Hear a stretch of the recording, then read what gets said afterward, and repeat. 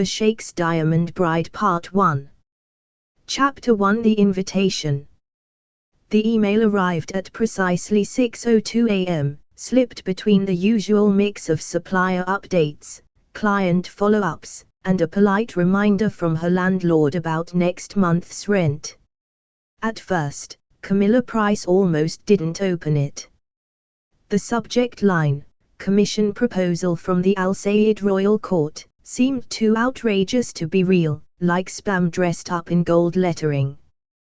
But the sender's domain caught her eye, palace.gov.a. Her fingers hovered over the mouse, and then she clicked. The message was short, formal, and dazzling. The royal household of His Highness Sheikh Amir Al Sayed invites Miss Camilla Price to submit her design expertise in the creation of a ceremonial diamond parure for Her Highness Princess Layla's forthcoming wedding. This commission shall be undertaken in residence at the Royal Palace, Dubai. Please confirm acceptance within 48 hours. For a moment, Camilla sat frozen in the half-light of her flat's kitchen, the glow of her laptop casting her face in pale blue. Outside, London was still waking, buses rumbling past with a hiss of brakes, wet streets reflecting the blurred lights of shop signs. She read the email again. And again. Camilla had been working in jewelry design for nearly a decade, running her own small studio in Chelsea. She specialized in old-world craftsmanship with a modern twist, diamond settings inspired by Gothic arches, sapphire clusters echoing the colors of stained glass. She'd had her share of prestigious commissions, the daughter of a shipping magnate's engagement ring, a tiara for a discreetly anonymous European countess. But nothing came close to this. The Al Sayeds were practically royalty twice over, hereditary rulers of one of Dubai's oldest emirates, and magnates of an oil-to-real estate empire so vast it was whispered entire neighborhoods of the city were theirs. Their palace was said to be a city within a city, with gardens the size of parks and ballrooms roofed in gold leaf. And Sheikh Amir Al Sayed. Her mind flickered, unbidden, to a photograph she'd seen in Harper's International, a tall man with jet-black hair swept back from a sharply cut face, wearing a perfectly tailored suit the shade of midnight, his eyes the cool brown of polished teak. Beside him, the caption had read, "The reclusive ruler, Dubai's Sheikh keeps his empire in the family."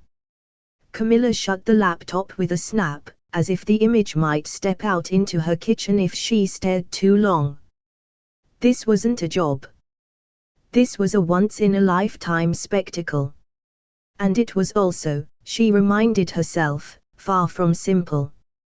The email mentioned undertaken in residence. She would have to move into the royal palace, live under their rules, navigate their world. A place where a single social misstep could end her career faster than a dropped diamond. Her mind spun with possibilities. She imagined walking marble corridors lit by crystal chandeliers, sketching designs in a sunlit atelier while attendants fetched trays of tea and velvet boxes of precious stones. She imagined, although she told herself sternly to stop imagining, being summoned to consult directly with Sheikh Amir, his gaze steady and unreadable. Her phone buzzed. It was her assistant, Mala, a whirlwind in human form who usually arrived before Camilla and left after her. "Did you see it yet?" Mala's voice was breathless. "See what?" Camilla asked, playing innocent though she knew exactly what. "That email. My God, Camilla, if you don't take this, I swear I'll drag you to Heathrow myself. Do you know what this could do for the studio? You'd be designing for royalty." Camilla let out a long, slow breath. "I know." By the time she arrived at the studio that morning, she'd already reread the email 6 more times. The London drizzle had turned to a fine mist, dampening the pavement and curling the edges of her hair. Inside, the familiar scent of polishing cloths, metal filings, and strong coffee greeted her like a second skin. She sat at her drafting table, cleared away the half-finished sketches of an Art Deco necklace for a Paris client, and opened a fresh page in her sketchbook. Her pencil hovered over the blank paper, not yet drawing, but imagining, a crown heavy with history, a cascade of diamonds so flawless they seemed to burn with their own light. By midday, she had composed her reply, formal, respectful, and tinged with just enough enthusiasm to convey her honor at the request. She signed it with her full name in sweeping black ink, scanned it, and hit send. Her phone buzzed again less than an hour later. Your acceptance has been received. Travel arrangements will follow. Camilla sat back in her chair, heart pounding. In less than a week, she would be stepping into a palace that most people only ever saw on glossy magazine pages, to work for a man whose power was matched only by the mystery surrounding him. And though she couldn't yet know it, her life was about to glitter, twist, and change forever. Chapter 2: Arrival in Dubai. The Emirates flight touched down with the smooth precision of a silk ribbon being laid across a table. From her seat by the window, Camilla watched as the golden light of early morning spilled across the desert, turning the dunes into rolling waves of molten bronze. Beyond them, the skyline of Dubai rose like a mirage, glass towers spearing the sky, their mirrored surfaces catching the sun in dazzling flashes. She had barely stepped off the plane before the luxury began. A discreet man in a pale linen suit held a placard with her name, bowed slightly, and guided her not toward the baggage claim but into a private customs lounge where iced rose water was served in crystal glasses. Her passport was whisked away, stamped, and returned before she'd even taken a second sip. "Your luggage is being transferred directly to the palace," the man said in a low, careful tone, as though the palace were a phrase too important to say loudly. Minutes later, she was ushered through sliding glass doors into air so warm it felt like silk against her skin. Parked at the curb was a convoy of 3 gleaming black Rolls-Royce Phantoms, their chrome grilles gleaming under the sun. The center car's rear door was opened for her with a smooth, practiced flourish. Inside, the world went quiet. The leather seats were creamy white, the scent faintly of vanilla and newness. A cut crystal carafe of water rested in a silver holder beside her, alongside a dish of dates stuffed with almonds and rolled in gold leaf. As the motorcade pulled away from the airport, she caught her first real glimpse of the city. The impossible heights of the Burj Khalifa slicing the blue sky, palm-lined boulevards edged with fountains, markets spilling over with rugs, silks, and spices whose scents drifted through the open car window when they slowed at the occasional intersection. It was a city both ancient and futuristic, where the call to prayer mingled with the distant hum of supercars. The Rolls passed through a set of ornate wrought iron gates guarded by uniformed men whose white tunics gleamed in the sun. Beyond the gates stretched a drive so long that it disappeared into a canopy of palm trees, lined with flower beds bursting with bougainvillea in shades of magenta and coral. And then, at last, the palace revealed itself. It rose from the desert like something conjured in a dream. Ivory stone walls topped with gilded domes that caught the sunlight like molten gold, arched colonnades framing courtyards where fountains sang softly. Dozens of balconies dripped with blooms, their marble balustrades carved with intricate floral patterns. As her car slowed before the main entrance, Camilla could see attendants in traditional white robes and gold sashes waiting in perfect formation. At the center stood a woman in a flowing turquoise gown, Princess Layla, she guessed, and beside her, tall and still as a statue, was the man she'd only ever seen in photographs, Sheikh Amir al-Sayed. He was dressed in a perfectly tailored white kandura, the fabric so crisp it seemed to shimmer. His headscarf, secured with a black eagle-framed features that were even more striking in person, high cheekbones, a strong jaw, eyes the deep, dark brown of polished teak. His gaze was steady and unreadable as she stepped from the car, the desert sun briefly catching on the faint shadow of a smile at one corner of his mouth. "Miss Price," he said, his voice deep and measured, the faintest hint of an accent curling around her name. "Welcome to Dubai. Welcome to my home." The words were polite, formal, but there was something in the way he said "my home" that made her suddenly aware she was about to live in a world with rules she did not yet understand. As attendants carried her luggage inside, she followed Amir and Princess Layla through towering bronze doors into a vast marble hall. Light streamed down from an ornate stained glass dome, spilling colors across the floor. The air was cool, scented faintly with jasmine and sandalwood. "This will be your residence during the commission," Layla said warmly, gesturing toward a grand staircase. "You will find every comfort here, and every resource you require."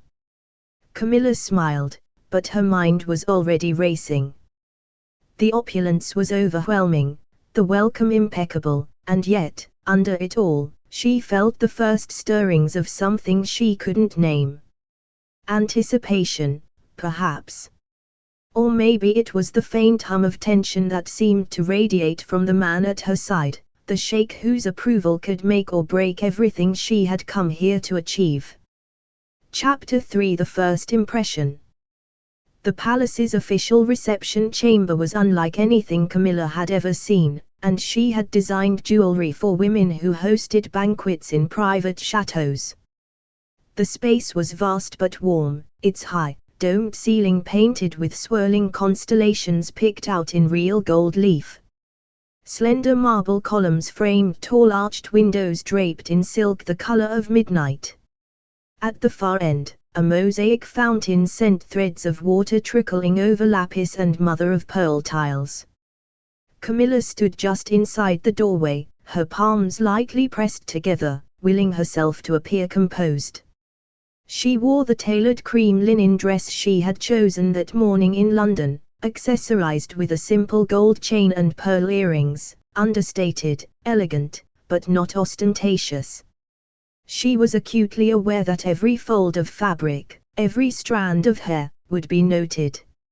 At the center of the room, Sheikh Amir al-Sayed was speaking quietly with an older man in a deep indigo robe. When he turned toward her, the conversation ended as if a thread had been cut. "Miss Price," he said again, though now the words had a formal weight to them, as though this were no longer a polite greeting but the beginning of an assessment. "Your Highness." She inclined her head, the small bow calculated, respectful, but not groveling. He crossed the marble floor toward her, the long folds of his kandura flowing smoothly with each step. Standing this close, she saw what the photographs hadn't captured, the way his gaze seemed to look not just at her, but through her, taking in everything with quiet precision. "You come highly recommended," he said, his voice deep, measured. "My sister speaks of you as an artist who sees beauty where others do not. I hope you will prove her correct." Camilla kept her tone even. "I hope to exceed her expectations, and yours." A flicker of something, not quite a smile, touched his mouth. "We shall see." He gestured toward a long, low table, where velvet trays were laid out like offerings. Nestled within them were the raw materials she would work with, uncut emeralds, sapphires with a depth of blue so rich they seemed to hold secrets, and, at the center, a cushion-cut diamond the size of a quail's egg. Its pale pink hue glowed faintly in the filtered light from the windows. "This," he said, lifting the diamond with gloved hands, "is known as the heart of the desert. It has been in my family for 4 generations. It will be the centerpiece of my sister's crown." Camilla stepped closer, drawn in despite herself. The diamond was unlike anything she had ever seen, not merely flawless but somehow alive, each facet catching the light like a whisper of fire. She glanced at him, and for the first time, their eyes held without the buffer of formal courtesy. There was a strange charge in that moment, as if they both recognized that this stone, rare, valuable, irreplaceable, would be the tether between them for the weeks to come. "I understand," she said softly, "why you keep it so close." His gaze didn't waver. "And I hope you understand why I expect nothing less than perfection." Camilla's instinct was to bristle, but she forced a serene smile. "Perfection," she said, "is my habit." For a heartbeat, silence stretched between them, not hostile, but taut, like the drawn string of a bow. Then Amir inclined his head, the smallest acknowledgement of her words, and signaled to an attendant to begin escorting her to the atelier that would serve as her workspace. As she followed the attendant from the room, she allowed herself one glance back. The Sheikh was still watching her, the pink diamond held in his palm, as though he were weighing not just the jewel's worth, but hers. Chapter 4 Palace Rules. The atelier assigned to Camilla was tucked away in a sunlit wing of the palace, a series of connected rooms that smelled faintly of cedarwood and fresh jasmine. The walls were painted in creamy ivory, the ceilings delicately stenciled with gold scroll work. A long table of polished rosewood dominated the space, its surface already laid with velvet boards, jewelless lamps, precision tools, and trays of stones organized in a rainbow of shimmering order. It should have felt like heaven. Instead, it felt guarded. The moment Camilla stepped inside, she noticed the two attendants stationed by the double doors, tall, silent women in embroidered abayas, their hands folded neatly, eyes always moving. They bowed slightly when she entered but did not leave. "This is your workshop," explained a palace steward named Hassan, a lean man in a dove-grey suit who carried a tablet and spoke with the calm precision of someone used to rules. "You will find all tools and materials provided. If anything is missing, you may request it through your assigned liaison. All gemstones are recorded in our registry. Any removal, even for temporary work elsewhere, must be signed for and returned before the end of each day." Camilla nodded, though the last part pricked at her. "Of course." Hassan's gaze was courteous, but firm. "In addition, there are protocols for your movements in the palace. Certain areas are restricted to family members and their invited guests. These areas will be indicated to you on a map you'll receive. You will be escorted at all times outside this wing." Camilla hesitated. "Escorted? Even to the gardens?" "Yes, Miss Price." No hesitation in his tone. "For your safety, and for the protection of palace property." It was delivered as fact, not suggestion, but she still felt the faint sting of being gently caged. Hassan continued, "You will also be expected to observe dress guidelines within the palace, modest attire, no sleeveless garments, skirts or trousers to the ankle. For public events or occasions where you are in the presence of His Highness, you will be provided with suitable attire from the palace wardrobe." Camilla's mind flickered to the cream linen dress she'd worn this morning. It would pass, but just barely. And lastly Hassan said, "You will be dining in the guest wing unless specifically invited elsewhere. Your meals will be prepared according to your preferences, but alcohol is not served within the palace grounds." By the time he finished, she had the distinct impression of having stepped not just into a job, but into a gilded world with invisible walls. Later that afternoon, Princess Layla herself came to see her, sweeping into the atelier in a cloud of pale lavender silk and perfume that hinted at roses. "I hope Hassan has explained the rules," Layla said, her smile warm but her eyes knowing. "They may seem rigid. but they are for everyone's comfort and security. I understand, Camilla replied, though she wasn't entirely sure she did. Layla walked to the table and picked up a strand of uncut emeralds, holding them up so the light caught their green fire. You will find, she said softly, that the palace is a place of beauty and of observation. There are eyes everywhere, Miss Price. Most are friendly. Some are not. The words hung between them, and Camilla couldn't tell whether it was a warning or simply a fact. When Layla left, Camilla returned to her sketches, but she found herself glancing toward the doors, aware of the silent attendants and the sense that, even in this elegant sanctuary, she was being measured. The rules were clear. The rules were firm. And somewhere, she suspected, breaking one might carry a cost far beyond her career. Chapter 5: The Sabotage begins. The first week in the palace settled into a rhythm, one part artistry, one part formality. Mornings began with trays of mint tea and honey-drizzled flatbread delivered to her suite, followed by hours at her rosewood work table sketching designs and measuring gemstones under the bright, steady light of the jeweller's lamps. Afternoons were for selecting stones from the inventory room, each entry logged meticulously by the palace registrar before being carried to her atelier in velvet-lined cases. It was during one such afternoon that the first sign of trouble appeared. Camilla had been waiting all week for a shipment from Antwerp, a collection of rare Burmese rubies and pear-shaped diamonds she had personally sourced for the ceremonial earrings.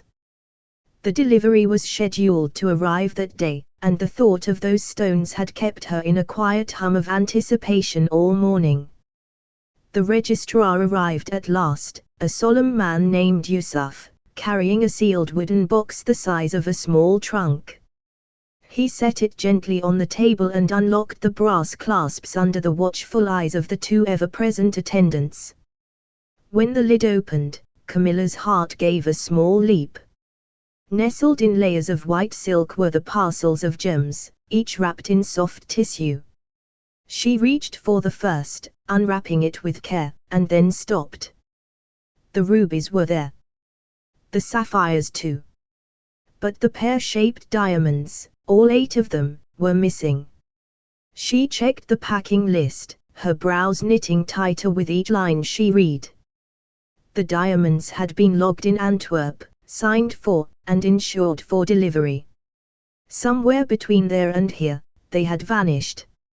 Yusuf's face remained impassive, but his voice was careful. Sometimes, shipments are delayed in customs. It is possible they will arrive separately. Possible, Camilla echoed, though the word felt thin. In her world, diamonds did not simply arrive separately. Every stone had a traceable path, and any deviation meant questions and suspicion. By late afternoon, word had already begun to ripple through the palace corridors. A shipment for the royal jewels had arrived incomplete. She overheard fragments in the hallway as she passed, missing diamonds, unfortunate for a first week, perhaps she isn't as careful as we thought. The worst was when she caught sight of Tariq, the Sheikh's cousin, the man Princess Layla had already warned her about, leaning casually against a colonnade, speaking in low tones to one of the court ladies. His eyes flicked to hers, a hint of a smile playing at his mouth. It wasn't a friendly smile. That night, she sat alone in her suite, the warm desert breeze drifting in through the carved wooden shutters. On the low table before her lay the sketches for the earrings, now ghostly without the diamonds that would have given them life. Someone wanted her unsettled. Whether it was a petty act of jealousy or the start of something bigger, she couldn't yet tell. But as she stared at the empty spaces in her design, a thought took root. In the palace of Sheikh Amir al-Sayed, beauty was not the only thing that sparkled. Secrets did too. Chapter 6: An Unexpected Rescue. 3 days after the missing diamonds incident, Camilla was still simmering with equal parts frustration and determination. She had responded the only way she knew how, by working twice as hard, ensuring every visible piece of the crown jewel set moved forward flawlessly, so that no one, not even Tariq, could accuse her of falling behind. That afternoon, she had arranged a small private showing in one of the palace's side salons, a quiet space used for intimate consultations. The ceiling was carved in delicate geometric patterns, each recess painted with a wash of lapis blue, and the tall windows framed the palace gardens in green and gold. She was bent over a low glass display case, adjusting the placement of a delicate emerald and pearl collar, when she heard the sound, a faint click above her head, followed by an almost imperceptible groan of wood. Camilla straightened, frowning. Before she could move away, there was a sudden snap, and a heavy gilt frame from the wall above, holding a centuries-old tapestry, lurched forward on its hook. The sound seemed to slow the air around her. Her body reacted before her mind caught up, starting to step back, but it was too late. The frame, far larger and heavier than she'd thought, was already tipping toward her. Then, a sudden, firm grip closed around her upper arm. She was pulled sharply to the side, her shoulder brushing against the solid wall of a man's chest just as the frame crashed to the floor with a muffled thud, missing her by inches. Her pulse was still thundering when she looked up, into the face of Sheikh Amir al-Sayed. "Are you hurt?" His voice was low, controlled, but his hand remained steady on her arm, anchoring her. Camilla swallowed, realizing how close they were. The faint scent of something warm and expensive, oudwood and amber, perhaps, surrounded him. "No, no, I'm fine," she managed, her voice slightly unsteady. Amir's gaze swept the fallen frame, the frayed cord that had snapped, and then returned to her face. "This should never have happened. That frame weighs more than a man." One of the attendants rushed in, eyes wide, already calling for maintenance.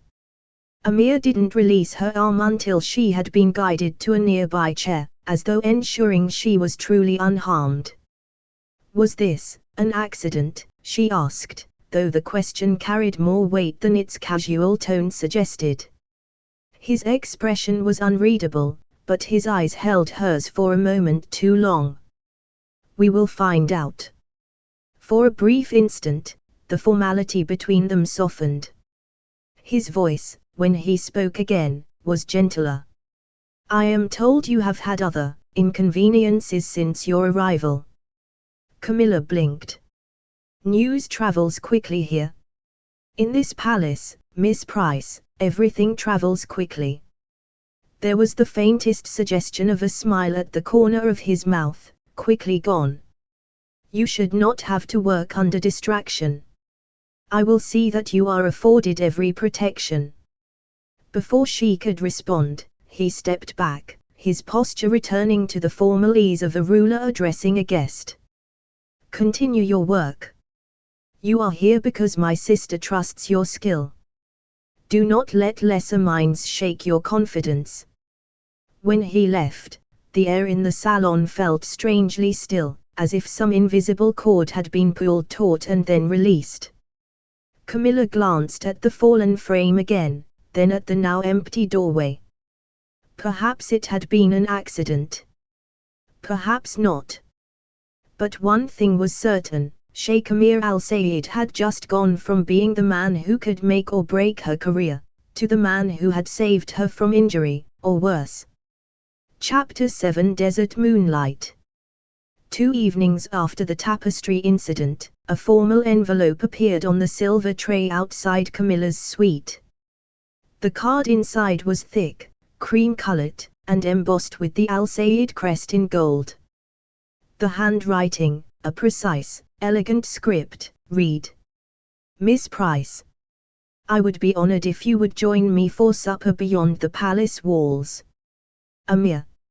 No time, no further explanation, just the promise of beyond the palace walls, a phrase that carried a shimmer of both intrigue and release. An hour before sunset, she found herself stepping into a sleek black SUV waiting in the palace courtyard. Amir was already there, seated in the back. This time, he wore a dark tailored thub with a simple leather cord at his wrist, less formal than usual, though no less commanding. The city faded behind them quickly. Glass towers gave way to open roads, then to rolling seas of sand the color of soft copper. The desert stretched in every direction, the dunes rising and falling like frozen waves. By the time they stopped, the sun had begun its slow descent, casting the sky in washes of gold and rose. Before them stood a cluster of low silk tents, their fabric a rich crimson, their entrances lit by lanterns whose flames flickered in the warm breeze. "This is one of our family's private encampments," Amir explained, stepping out and offering her his hand. "It has stood here for generations." Inside the largest tent, the floor was covered in woven carpets patterned with deep indigo and ruby red. Low tables gleamed with brass trays piled high with dates, figs, roasted almonds, and silver bowls of fragrant rice studded with saffron. Cushions ringed the space, inviting and luxurious. They dined without ceremony, seated side by side on the cushions, their plates refilled discreetly by two silent attendants. The meal was unlike anything she'd experienced: tender lamb slow-cooked with cinnamon and cardamom, salads laced with pomegranate seeds, fresh flatbread still warm from the fire. For a long while, they spoke of neutral things, her impressions of Dubai, the progress on the crown jewels. But as the sun dipped below the horizon and the desert turned to shadow, his voice shifted, softened. "My father brought me here often when I was young," Amir said quietly. "He believed the desert teaches patience. That you cannot hurry the wind or the stars." Camilla glanced at him. The firelight played across his features, making his eyes darker, his expression gentler than she had seen in the palace. "He sounds wise," she said. "He was. And he was also relentless." A faint smile curved his lips. "He expected me to be the same." They fell into silence, the kind that didn't demand to be filled. Outside, the air had cooled, and a low hum rose, the sound of the night wind shifting the sand. Above them, the sky had deepened into an indigo sea scattered with stars, brighter than any she'd seen in London. Amir gestured toward it. "When you live in the city, you forget how many there are. Out here, you remember." Camilla found herself watching him more than the stars. He looked younger, freer here, a man, not just a ruler. And for the first time, she realized how little she truly knew about the person behind the title. When they returned to the palace later that night, the corridors seemed quieter than usual. As she reached her suite, she caught herself touching the edge of her scarf, as though trying to hold on to the scent of the desert air. She wasn't sure what had shifted that evening, but something had, something small, perhaps, but undeniable. That's the end of this part, but trust me, the next one is even more thrilling. We drop fresh episodes every day, so don't miss out. Like, subscribe, and stay tuned, you won't want to miss what's coming next. Because every broken heart deserves a comeback. If this story touched you, don't forget to subscribe for more emotional romance every week. Hit like, drop a comment, and ring the bell so you never miss a moment of romance, redemption, and powerful love. And don't keep the drama to yourself, share this story with someone who lives for twists just like you. Thanks for listening, and remember, sometimes the best comeback is becoming unforgettable.